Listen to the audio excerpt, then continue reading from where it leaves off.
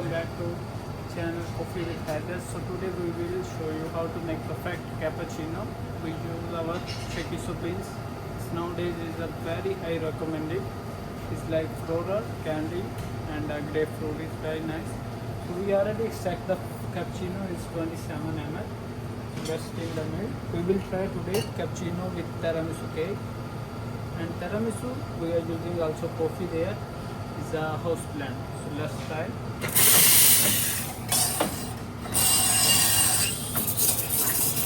So here we go.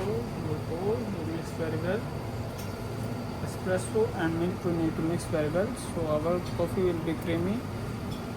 Let's go 1, 2, 3. So we make it a swan.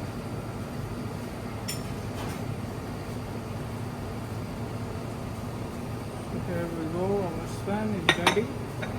Cappuccino. So let's try this tiramisu cake.